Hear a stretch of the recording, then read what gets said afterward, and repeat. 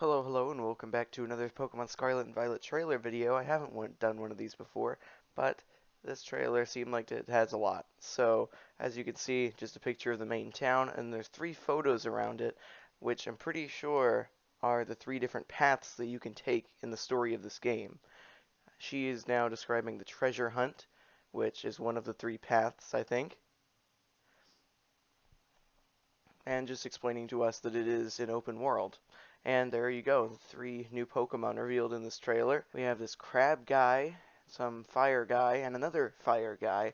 It looks like those two are going to be version exclusives, which I can confirm because on the Pokemon Scarlet and Violet website, we get some more information about these guys.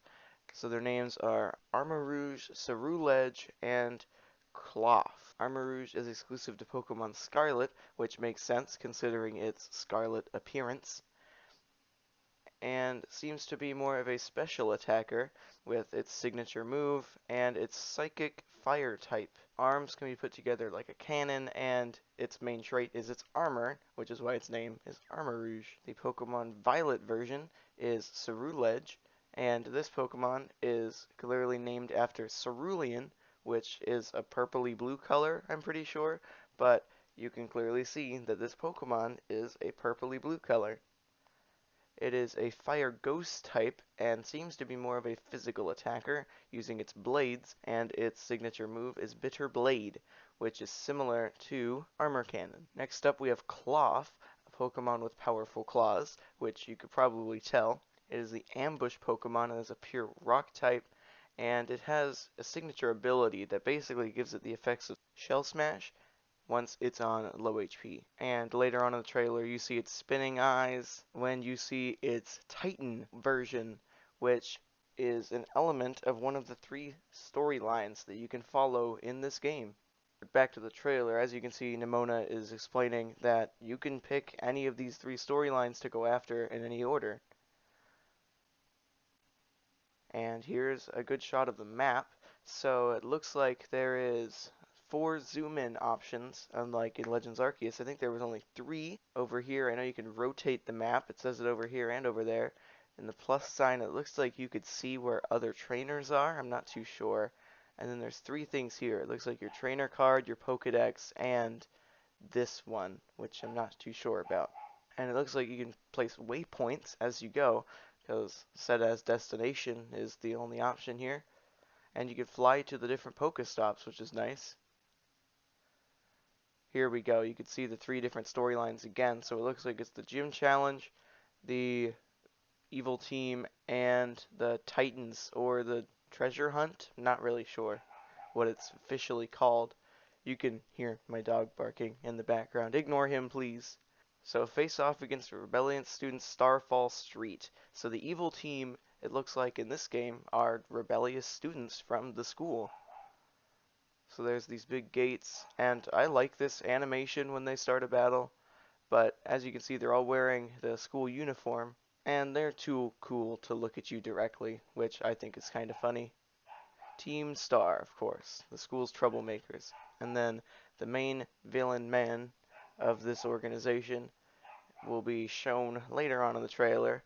They got scaffolding in their little area that they all like to gang around.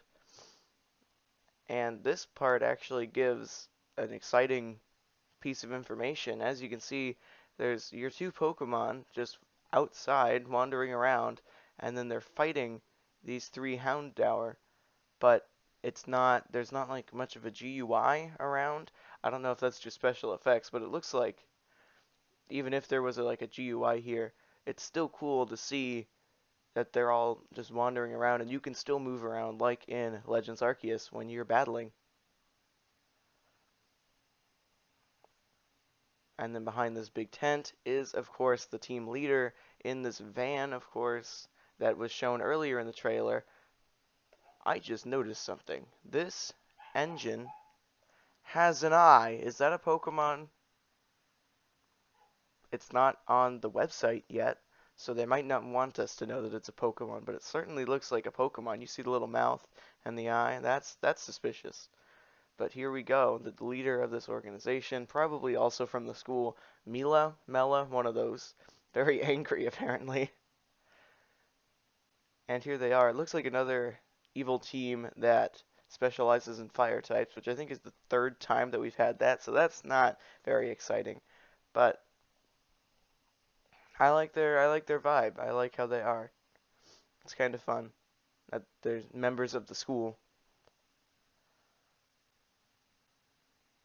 And then now moving on to the next part of the story is the Titan Pokemon, the Path of Legends, it's officially called, which is the treasure hunt and the Titans later on. It looks like it's led by Arvin because he's the one who's giving us the prompt of what to do.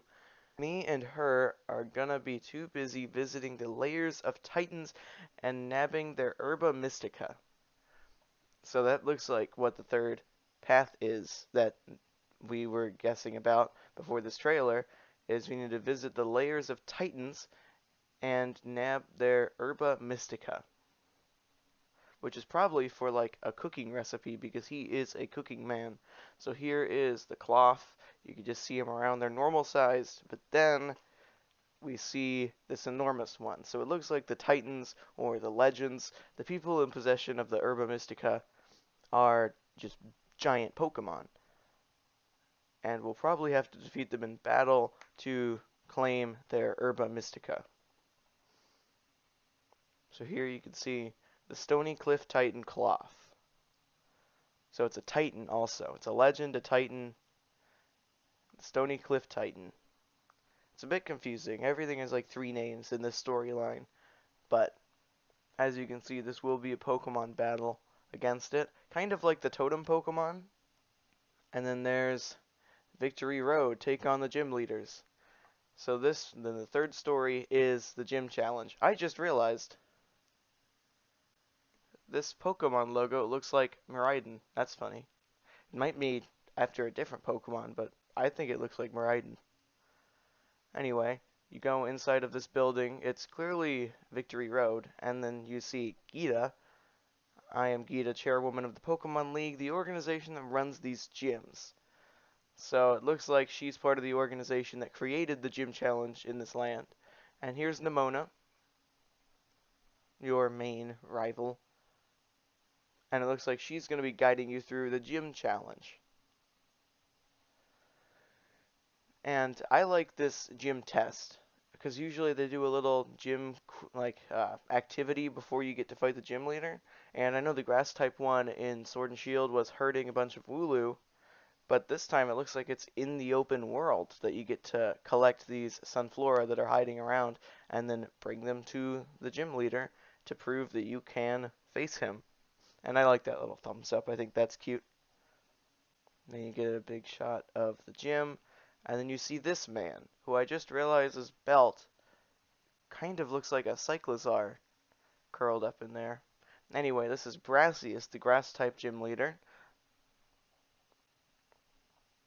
He uses a Smoliv, so it seems like he's one of the earlier gyms. Even though you can face them in any order, there will be no level scaling or Pokemon team changes. So I'm saying that it's an earlier gym because it has early Pokemon, so it's definitely one of the weaker ones. And then you can see that the gym leaders use Terrestrial Pokemon in their battle, which we could have all predicted, but it's cool to know that it does happen. And you can see a grass type Sudowoodo.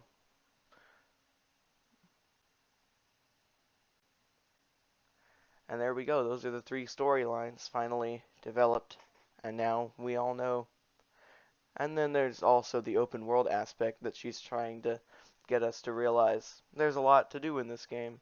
And then here you go. There's a big shot of 25 different areas in the game. We have a trainer battle, sitting with your friends, seeing what looks like a Titan Metacham. It looks really big, and it's definitely part of the story because you're doing like a face. And then it looks like you're battling like a Teddy Ursa or a Palmy or something with your Eevee. There's Koraidon in a snow place, Koraidon up a mountain, you sneaking around some Drowsy, a Skiddo, and you're making a pose. That's fun. A Fuecoco versus a Tropius. So it looks like there's like a photo mode or something because these are poses that were specifically done. It's definitely not just like an idle animation thing. And then you're on like a pier or something with Miraiden, on a boat with Zarina, next to a tree with a scyther, two people on a mountain uh, posing in front of some cryogonal, in a cave it looks like, but it also looks like a town. That's interesting. But with a Pelipper on your Koraidon, no, that's a Miraidon. On Koraidon in like a swamplands, on Miraidon down like a pathway next to a lighthouse, on a track with a Gyarados, in a bedroom with a Chansey looking at this painting, Gudra and Meryl next to a waterfall. You about to high five a Cufant, that's fun. You got a fish and another fish, that's a Dunsparce, inside of a cafe, it looks like, with a giraffe rig back there also. Sprigatito by your feet at what looks like a hotel hallway or something. And then Satitan at the ice gym, I think, again. So that's interesting. We get to see all that. And then it goes into the one on the two on the mountain, and then it uses some more footage of Koraidon and Miraidon flying around. Cyclizar in battle again against a Breloom. It's weird that Breloom is getting a lot of battles with Cyclizar in these trailers, because that was in the battle trailer too, where they revealed Cyclizar. And then here we get a better shot of, I forgot his name, give me a minute. Armarouge. We get a better shot of Armarouge. And then here we go, we get a better shot of Ceruledge as well. And you can see him using his arm cannon and him using his blades. And then you get another shot of the main town, and then how the player characters change, and then all of the different people that we've seen so far. A wonderful little recap at the end of the trailer, and then the terrestrialization.